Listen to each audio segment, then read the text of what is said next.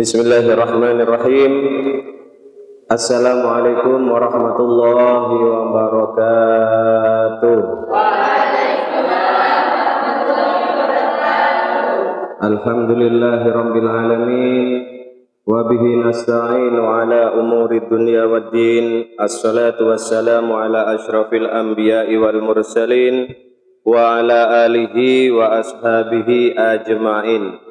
Allahumma salli wa sallim wa barik ala sayyidina wa habibina wa syafi'ina wa maulana Muhammadin sallallahu alaihi wa alihi wa sallam. Allahumma alimna ta'wilah wa faqihna fid din. Allahumma inna nas'aluka ilman nafi'an wa amalan mutaqabbalan walhamdulillahi rabbil alamin. Para santri semuanya, kita lanjutkan lagi pagi hari ini tadabbur kita surat Yusuf, yang pagi hari ini kita sampai kepada ayat yang ke-73. Baik, kita baca terlebih dahulu ayatnya. A'udzubillahi minasyaitonirrajim. Bismillahirrahmanirrahim. Qalu tallahi laqad alimtum ma ji'na linufsida fil ardi wa ma kunna sariqin. Ayat yang ke-74. Qalu fama jazaa'uhu in kuntum kadhibin. 75. Qalu jazaa'uhu man wujida fi rahlihi fahuwa jazaa'uh kadzalika najzid dzalimin. Ayat yang ke-73. Qalu, saudara-saudara Nabi Yusuf berkata, tallahi, demi Allah, laqad alimtum ma ji'na linufsida fil ardi. Laqad alimtum, sungguh kalian telah mengetahui, ma ji'na linufsida fil ardi, bahwa kami datang bukan untuk membuat kerusakan di negeri Mesir ini. Wa ma kunna sariqin, dan bahwa kami bukanlah para pencuri. Baik, di pembahasan yang lalu diulangi lagi kisahnya biar nyambung dengan ayat yang pagi hari ini. Di pembahasan yang lalu bahwa setelah Nabi Yusuf bertemu dengan adik beliau yang bernama Bunyamin bersama dengan kakak-kakaknya dengan tujuan untuk membeli gandum lagi, bahan makanan lagi. Maka Nabi Yusuf mengetahui bahwasannya yang datang itu adalah Bunyamin. Maka Bunyamin dipanggil oleh Nabi Yusuf mendekat, didudukkan di samping singgasana Nabi Yusuf. Kemudian dengan berbisik Nabi Yusuf mengatakan kepada Bunyamin bahwasannya aku ini adalah kakakmu. Kemudian Nabi Yusuf menceritakan kepada Bunyamin tentang perjalanan hidup beliau, apa yang menimpa beliau, mulai pada saat Nabi Yusuf dimasukkan ke dalam sumur, kemudian diselamatkan oleh para pedagang dari negeri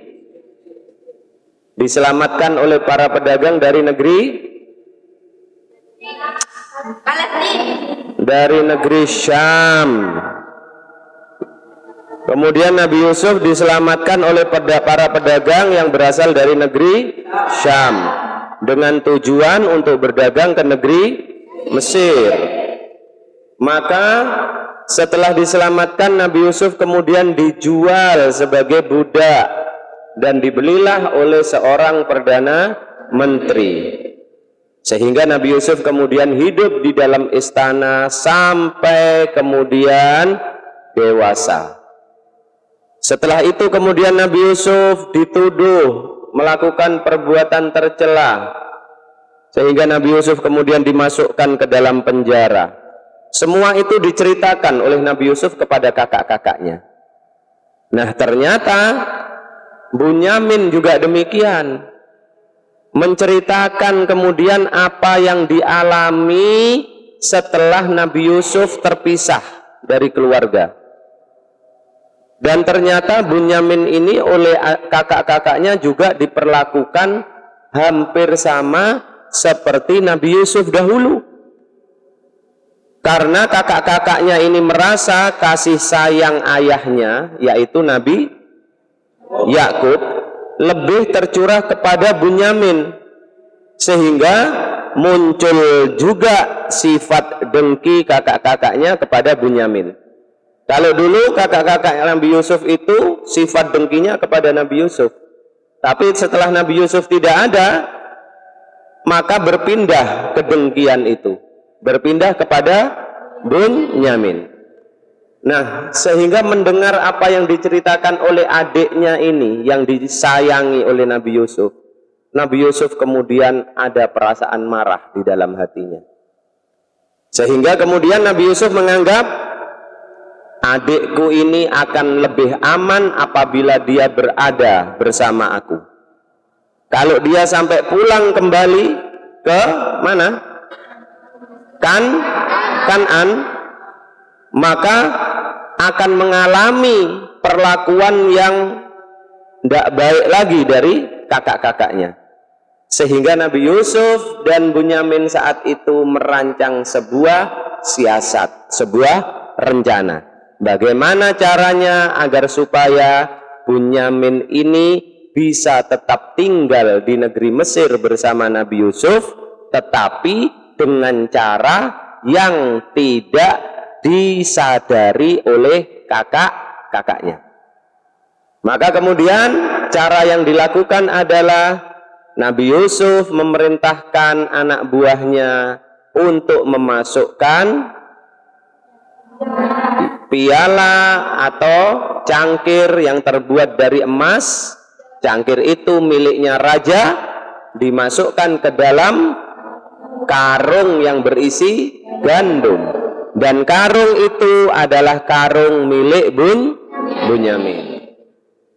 Maka kemudian setelah piala emas itu dimasukkan ke dalam karung tadi, maka kemudian anak buah Nabi Yusuf dengan berteriak mengatakan, "Hei para pendatang dari Mesir, kalian jangan pulang dulu, karena ternyata kalian ini pencuri."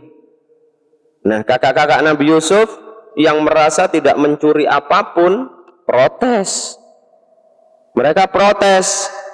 Maka kemudian mereka menyampaikan di ayat yang ke-73, qalu, mereka berkata, tallahi, dengan bersumpah, demi Allah, laqad alimtum, sungguh kalian ini siapa? Iya, para anak buah Nabi Yusuf yang menuduh mereka ini sebagai pencuri. Maka kakak-kakak Nabi Yusuf ini kemudian bersumpah, tallahi, demi Allah, kalian ini, wahai orang Mesir, anak buah Al-Aziz, kalian ini sudah mengenal kami, kalian sudah tahu kepada kami. Karena memang kedatangan saat itu adalah kedatangan yang keberapa? Yang kedua kali.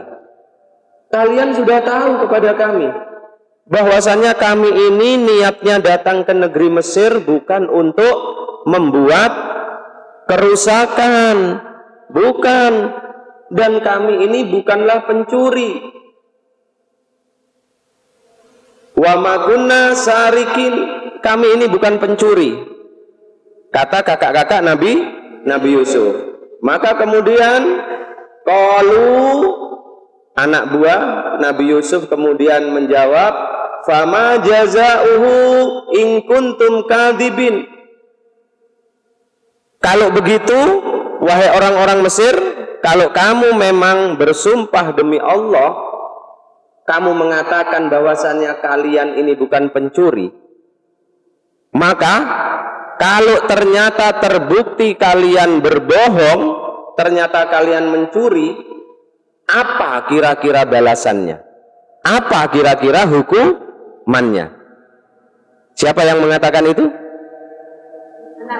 Anak buah dari Al-Aziz, anak buah Nabi Yusuf.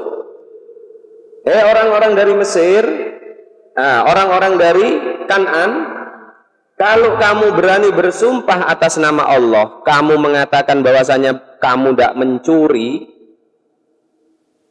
kalau ternyata barang yang milik raja tadi yang hilang ternyata ada di dalam karung bawaanmu, ketemu, berarti kamu bohong. Kalau ternyata kamu bohong, apa kira-kira balasannya? Resikonya apa? Paham ya? Hukumannya apa?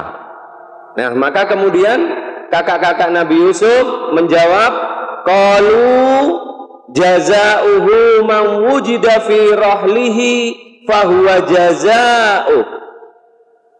Dengan serempak kakak-kakak Nabi Yusuf ini kemudian menjawab, kalau memang barang milik raja yang hilang itu ternyata ada di dalam karung bawaan kami ini, ternyata ketemu di dalamnya, maka siapa yang di dalam karungnya ada gayung emas itu, berarti orang itulah yang harus bertanggung jawab. Kata siapa ini? Kakak-kakak Nabi Yusuf. Baik, kata kakak-kakak Nabi Yusuf, kami ini bukan pencuri. Silahkan kamu buktikan, anak buah Al-Aziz. Silahkan kalian periksa. Kalau ternyata di karung-karung gandum kami ini ada ternyata barang milik raja itu yang hilang, maka siapa pemilik karung itu, dialah yang harus menerima hukuman. Karena memang saat itu hukum yang berlaku di negeri Mesir, para santri semuanya, siapa yang mencuri, dia yang kemudian dihukum. Misalkan satu rombongan, ternyata yang mencuri itu hanya satu orang, ya satu orang itu yang bertanggung jawab, hanya dia yang dihukum, yang lainnya tidak. Nah, maka setelah kakak-kakak Nabi Yusuf tadi menyatakan kesanggupan untuk digeledah barangnya, kemudian mulailah dilakukan penggeledahan di ayat yang ke-76. Fabada'a bi'awiyatihim, maka Nabi Yusuf memerintahkan anak buahnya untuk mulai melakukan penggeledahan. Apa penggeledahan itu? Apa penggeledahan itu? Pemeriksaan. Maka dibuka semua barang bawaannya, karung-karung gandumnya itu dibuka satu persatu oleh anak buah Nabi Yusuf. Kemudian qabla wi'a'i akhihi. Nah, ini jadi anak buah Nabi Yusuf itu membuka karungnya. Jumlah karung gandumnya ada berapa? 11, sesuai dengan jumlah orang. Ternyata yang diperiksa lebih dulu itu adalah karung-karung milik kakak-kakaknya Nabi Yusuf. Satu persatu dibuka. Satu dibuka, diperiksa, ternyata tidak ada barang curiannya. Satu lagi diperiksa, ternyata tidak ada barang curiannya. Punyanya Bunyamin itu diperiksa terakhir. Karung milik Bunyamin diperiksa terakhir. Paham ya? Maka qabla wi'a'i akhihi diperiksa terakhir. Tsumma stakhrajaha min wi'a'i akhihi. Maka setelah diperiksa terakhir milik Bunyamin, yang 10 karung ini milik kakak-kakak Nabi Yusuf, ternyata di dalamnya tidak ada itu barang punyanya raja yang hilang. Berarti aman. Aman, bisa paham ya? Aman. 10 kakak-kakaknya Nabi Yusuf aman. Karena ternyata di dalam karungnya tidak ada barang curiannya. Begitu memeriksa karung yang ke-11, yang terakhir, yang itu adalah milik Bunyamin, maka diperiksa, ternyata di dalam karung, di dalam tumpukan gandum itu terdapat barang milik raja yang hilang. Nah, jadi terdapat barang milik raja yang hilang, maka kemudian kadzalika kidna li Yusufa, kadzalika demikianlah kidna kami telah mengatur li Yusufa untuk melancarkan rencana Nabi Yusuf. Yang dimaksud kami di sini siapa? Siapa yang dimaksud kami di sini? Allah, ya. Kadzalika kitna li Yusufa. Demikianlah kami, Allah telah mengatur untuk melancarkan rencana atau siasat Nabi Yusuf. Semua Allah yang mengatur. Maka liyakhudha akhahu fi dinil maliki illa ayyasha Allah.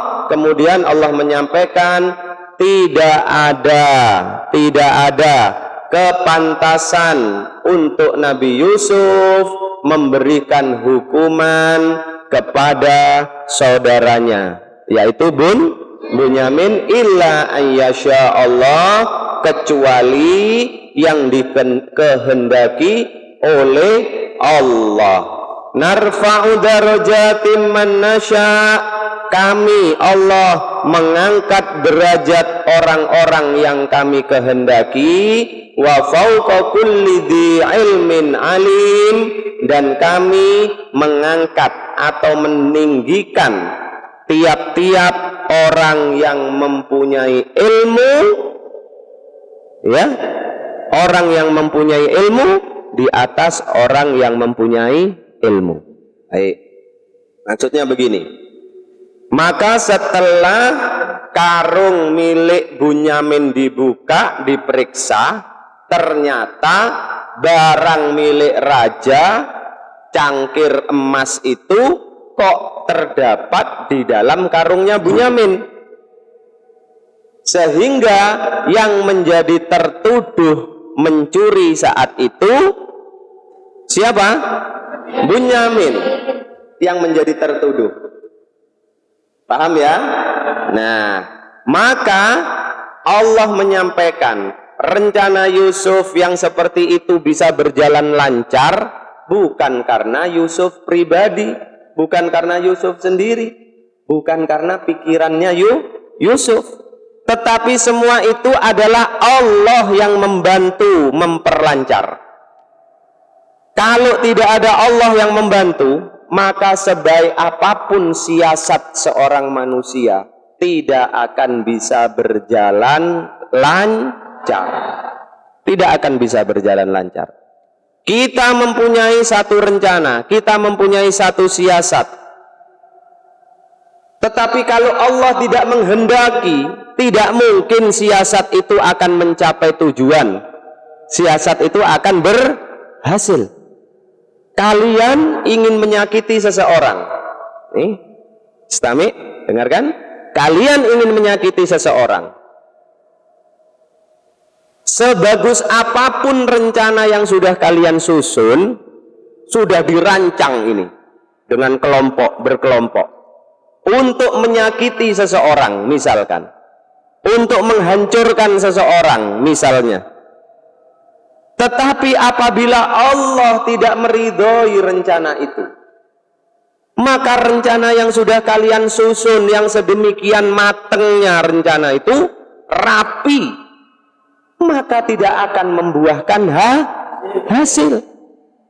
Kalian ingin orang yang akan kalian hancurkan itu betul-betul hancur misalkan, orang yang akan kalian sakiti itu betul-betul tersakiti, walaupun sudah menggunakan kekuatan seperti apapun, akal pikiran secerdas apapun manusia, tapi kalau Allah tidak menghendaki, maka rencananya tidak akan berhasil.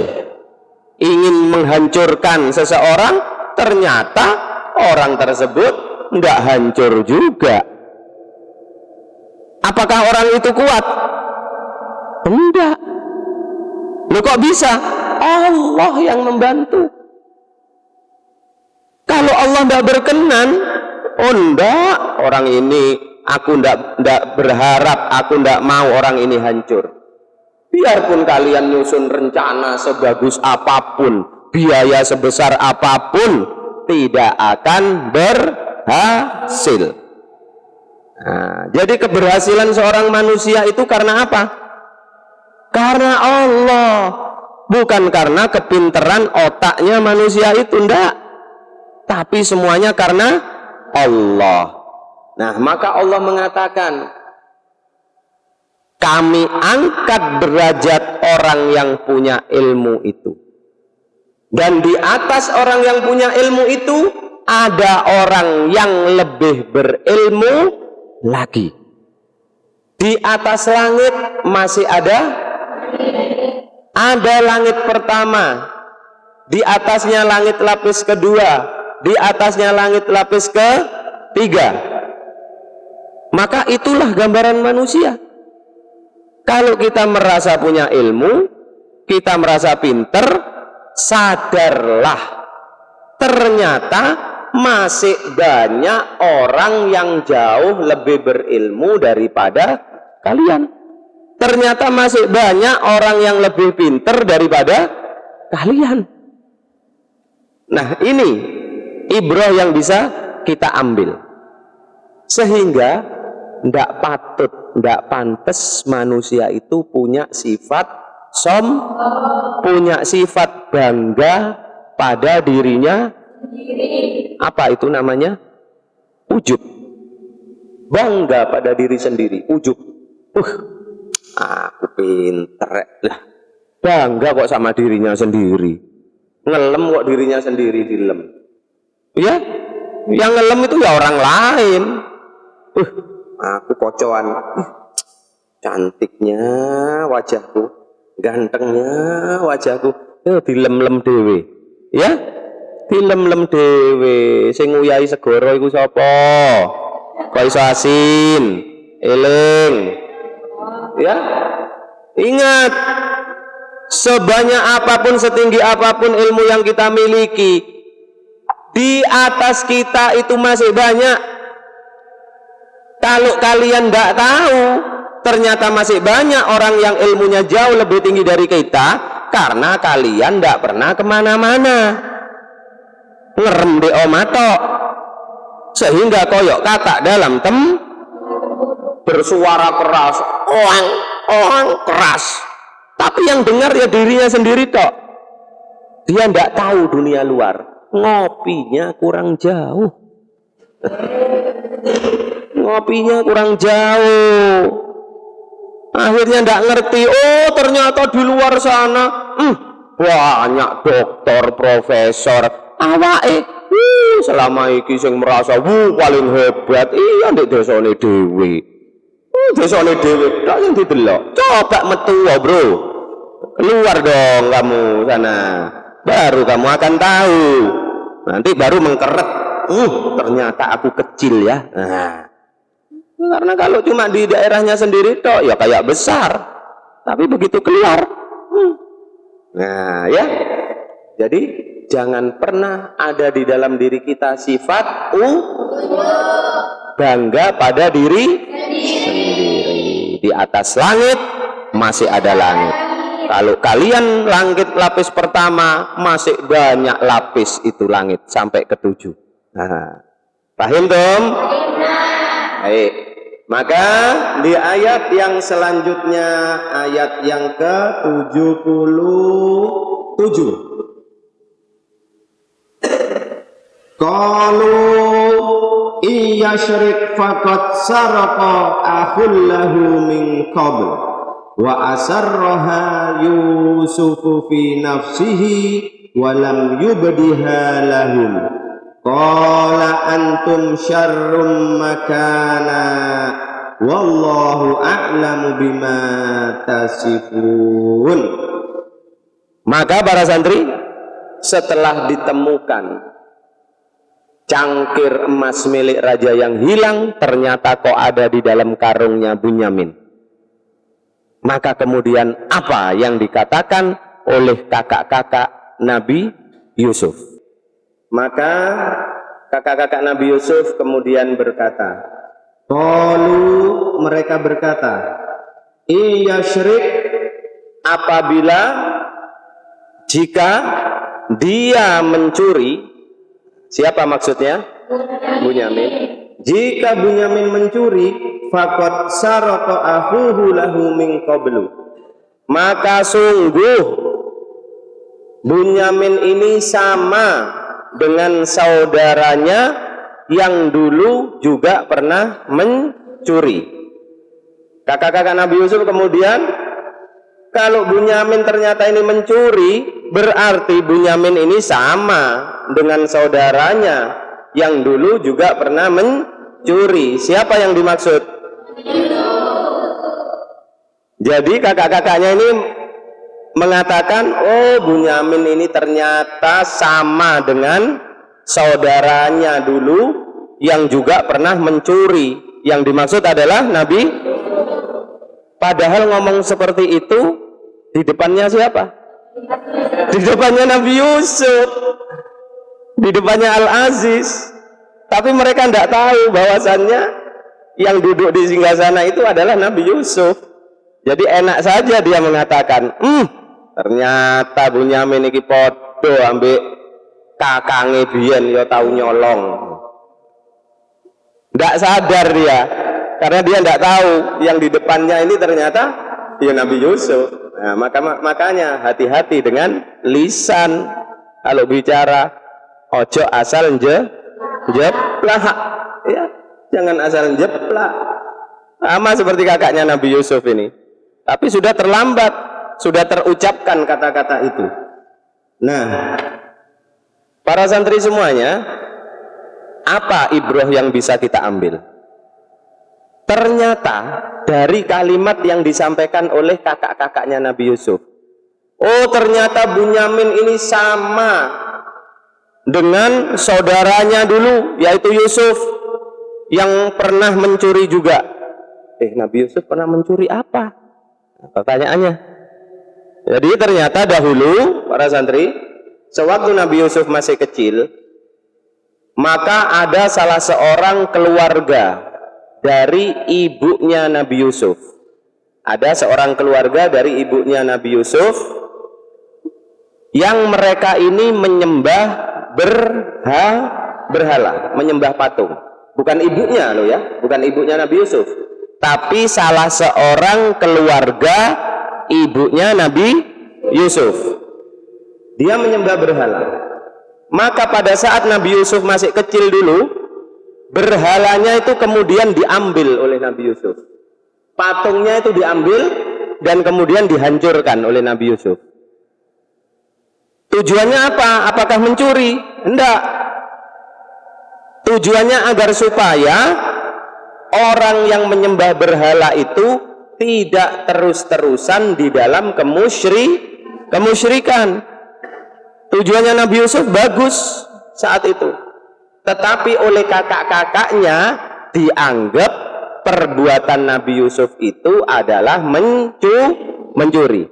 Sehingga mereka mengatakan, oh Bunyamin ini ternyata sama dengan saudaranya dulu, podo seneng nyolonge. Nah begitu, karena memang ini lain ibu, saudara lain ibu, saudara tiri, iya kan? Nah, maka mendengar ucapan yang dikatakan oleh kakak-kakaknya itu, maka Nabi Yusuf kemudian fa asarraha Yusufu fi nafsihi, maka Nabi Yusuf merasa marah, jengkel fi nafsihi, diri Nabi Yusuf merasa jengkel, walam yubdiha lahum, tetapi jengkelnya di dalam hati, la yubdi, tidak ditunjukkan kepada kakak-kakaknya, tidak ditunjukkan kemarahan Nabi Yusuf kepada kakak-kakaknya, marah tapi ditahan di dalam hati. Nah, para santri semuanya, dari ayat ini kita bisa mengetahui bahwasannya kakak-kakak Nabi Yusuf ini walaupun sudah terpisah puluhan tahun dengan Nabi Yusuf dan mereka sudah menganggap Nabi Yusuf itu telah mati di dalam sumur, tapi ternyata, ini perhatikan ya, ternyata sifat dengki kakak-kakak Nabi Yusuf itu tidak hilang. Ternyata mereka masih menyimpan kedengkian di dalam hatinya.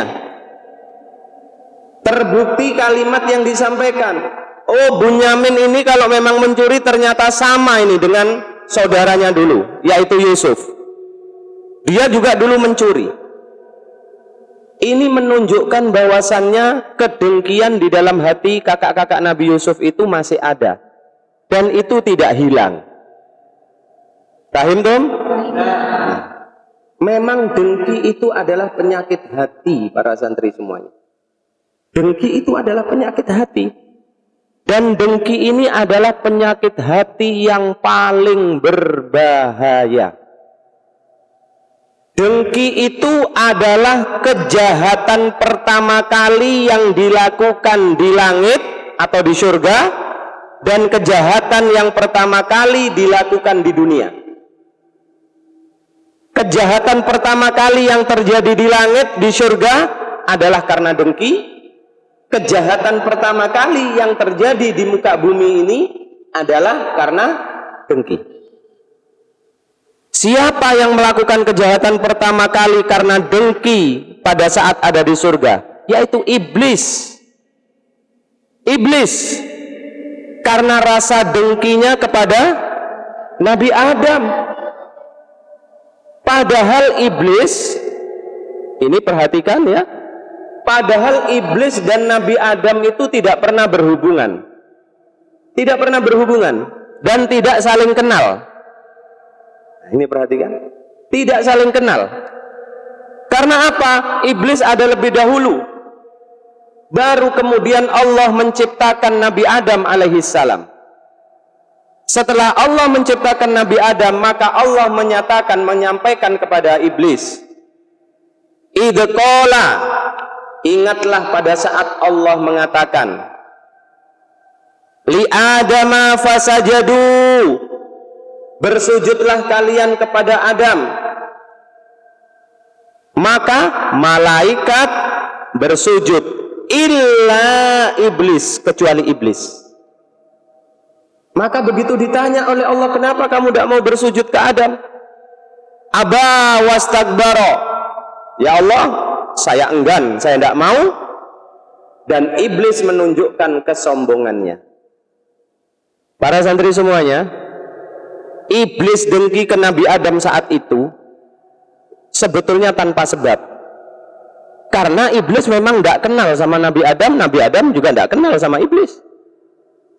Belum sempat ini bergaul, belum. Nabi Adam baru diciptakan kok. Dan Nabi Adam tidak punya kesalahan apapun kepada iblis. Nabi Adam tidak ngambil uangnya iblis. Nabi Adam juga tidak pernah ngilokno iblis, tidak pernah. Tetapi kemudian iblislah yang menyimpan sifat dengki di dalam hatinya. Ini menjadi pelajaran untuk kita semuanya, para manusia ini. Bahwasannya dengki itu muncul di dalam hati, tidak perlu ada kesalahan. Habib Isa dengki kepada seseorang. Tidak perlu orang yang Habib Isa dengki itu berbuat salah dulu kepada Habib Isa. Tidak perlu. Tidak.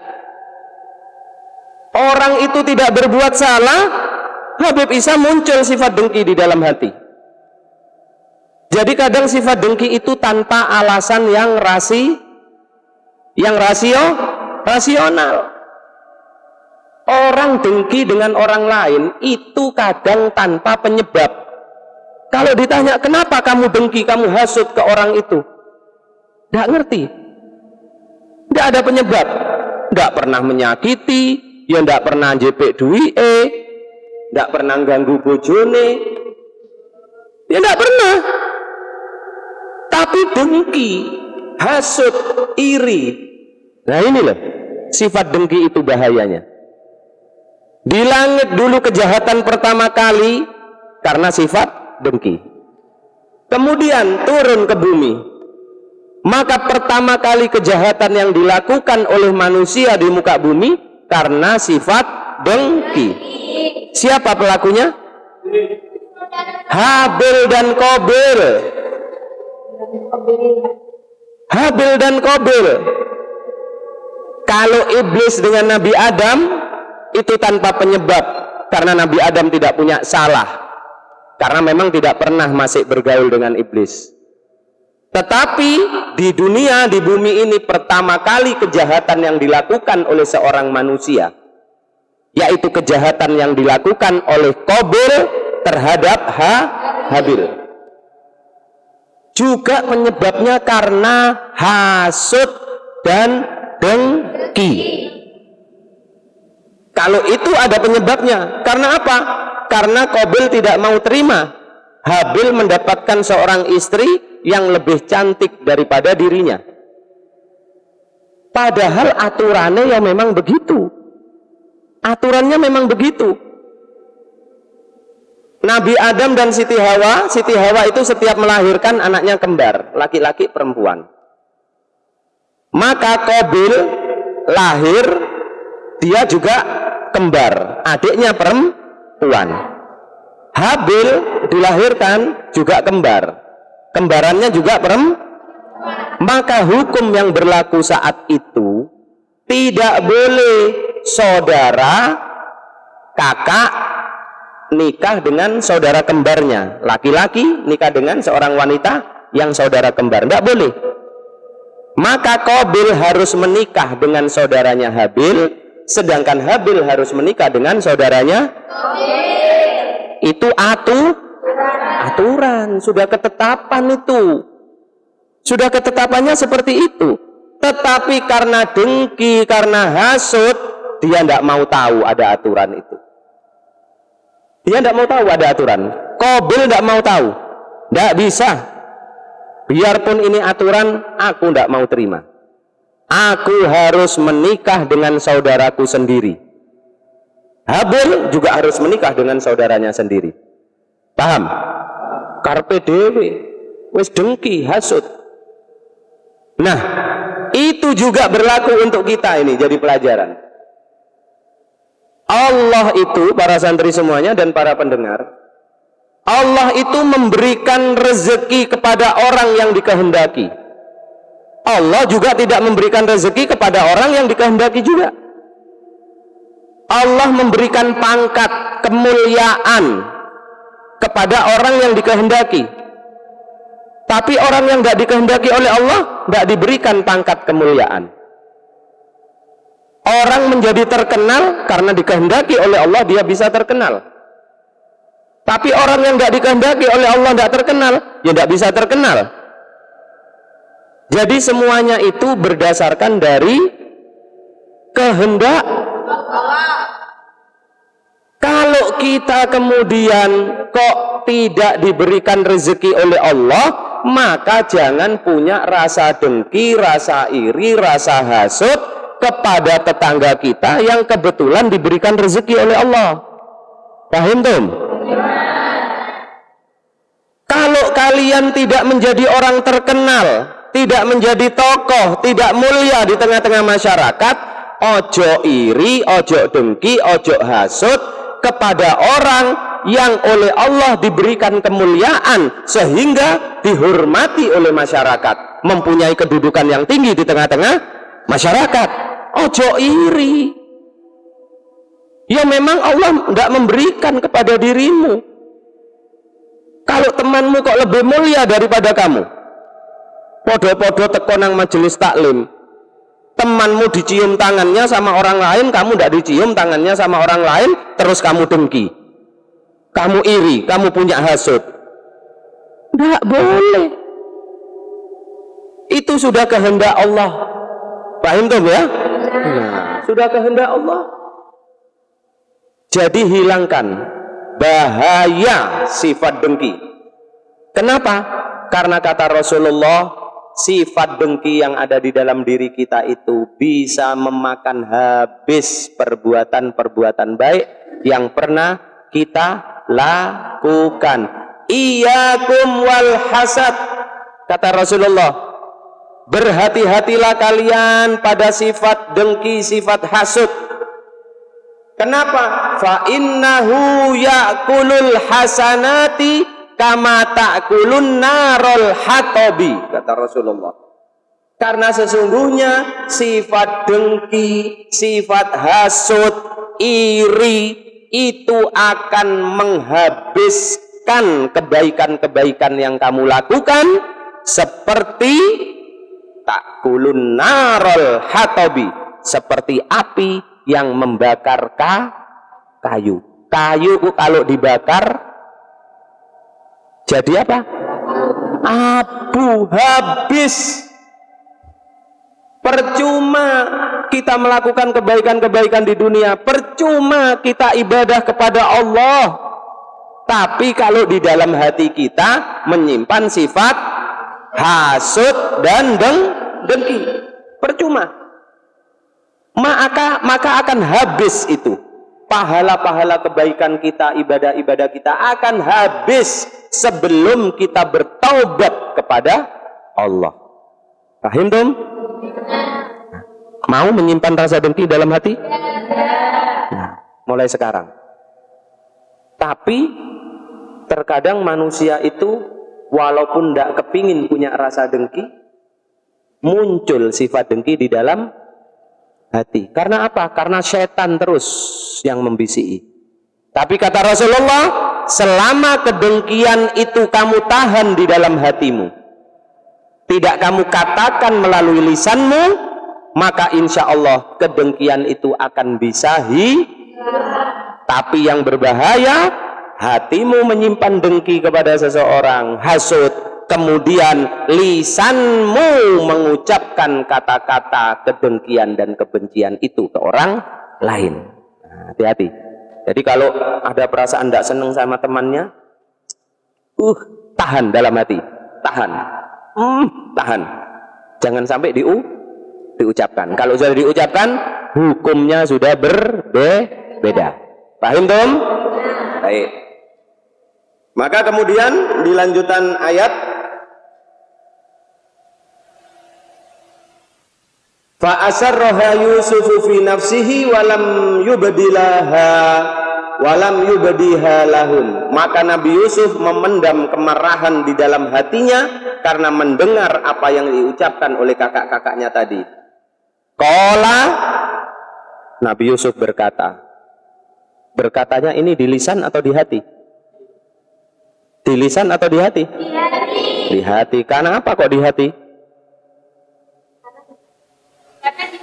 Nah, karena Nabi Yusuf memendam tadi, ya. Jadi memendam kemarahannya di dalam hati, tidak dinampakkan kemarahannya di hadapan kakak-kakaknya, ditahan. Tetapi kemudian hati Nabi Yusuf berkata, qala antum syarrum makana. Hati Nabi Yusuf mengatakan, antum syarrum makana. Kalian wahai kakak-kakakku, sesungguhnya lebih jelek dibandingkan kami berdua. Itu kata hati Nabi Yusuf berkata, tapi hatinya, lisannya ndak mengucapkan. Kamu menuduh Bunyamin mencuri, juga menuduh aku pernah mencuri, kata Nabi Yusuf. Sesungguhnya apa yang kamu lakukan wahai kakak-kakakku itu jauh lebih jelek, lebih buruk, lebih tercela daripada apa yang pernah kami lakukan. Apa yang dilakukan oleh kakak-kakaknya Nabi Yusuf? Iya, pertama menyimpan rasa hasud dengki di dalam hatinya. Kedua, membuang Nabi Yusuf ke dalam. Ketiga, menipu ayah kandungnya sendiri. Itu adalah perbuatan yang jauh lebih buruk, kata hati Nabi Yusuf. Qala antum syarrum makana wallahu a'lamu bima tasifun. Dan Allah maha mengetahui segala sesuatu yang kamu lakukan. Allah maha mengetahui segala sesuatu yang kamu lakukan, segala sesuatu yang kamu pikirkan. Allah maha mengetahui. Maka kemudian kakak-kakak Nabi Yusuf berkata, setelah mengetahui Bunyamin yang mencuri, wah berarti ini Bunyamin pasti dihukum ini oleh Al-Aziz. Maka kemudian kakak-kakak Nabi Yusuf berkata, qalu ya ayyuhal aziz, wahai penguasa negeri Mesir, wahai Al-Aziz, inna lahu aban syaikhan kabira. Sesungguhnya dia, adik kami ini Bunyamin, di rumah mempunyai seorang ayah yang sudah sepuh, yang sudah lanjut usia. Fahud ahadana makanahu, maka ambillah salah satu dari kami ini. Berapa orang? 10 orang. Maka ambillah salah satu dari kami ini wahai Al-Aziz sebagai ganti. Sebagai ganti siapa? Sebagai ganti Bunyamin. Inna naraka minal muhsinin, sesungguhnya kami memandang kamu ini wahai Al-Aziz, kami melihat kamu wahai Al-Aziz adalah orang-orang yang berbuat kebaikan. Maka para santri semua, setelah kakak-kakaknya ini menyadari Bunyamin pasti akan mendapat hukuman, berarti mereka harus kembali ke Kan'an, pulang menemui ayah mereka Nabi Yakub tanpa membawa Bunyamin. Karena Bunyamin harus dihukum, berarti tinggal di Mesir, masuk penjara. Nah, mereka berpikir, dulu kami kita ini sudah pernah membuat ayah kita bersedih karena kita sudah berbuat jahat kepada Yusuf, kita masukkan ke dalam sumur. Sekarang apabila kita kembali lagi ke Kan'an tanpa membawa Bunyamin, apa yang akan terjadi kepada ayah kita? Ayah kita akan semakin sedih. Sehingga kemudian kakak-kakaknya mengatakan, wahai Al-Aziz, padahal itu adiknya sendiri, Nabi Yusuf, ambillah salah satu dari kami. Sudah, ambil kami. Silahkan pilih, mau yang mana? Biar salah satu dari kami yang menggantikan posisinya Bunyamin untuk mendapatkan hukuman. Agar supaya adik kami ini tetap bisa pulang untuk bertemu dengan ayah kami. Itu yang disampaikan oleh kakak-kakak Nabi Yusuf. Jadi memohon kepada Nabi Yusuf. Tetapi kira-kira apakah Nabi Yusuf mengabulkan permohonan itu atau tidak? Kita akan ikuti episode berikutnya insya Allah pada hari Senin. Insya Allah pada hari Senin. Mudah-mudahan manfaat, mudah-mudahan sehat walafiat. Wallahu a'lam bissawab. Bismillahirrahmanirrahim. Allahumma salli wa sallim wa barik ala sayyidina Muhammad wa ala ali sayyidina Muhammad. Allahumma inni ista'datuka ma 'allamtanihi farduduhu alayya inda hajati ilaih. Wa sallallahu ala sayyidina Muhammadin wa ala alihi wa sahbihi wa sallam walhamdulillahi rabbil alamin. Akhirul kalam. Wassalamualaikum warahmatullahi wabarakatuh.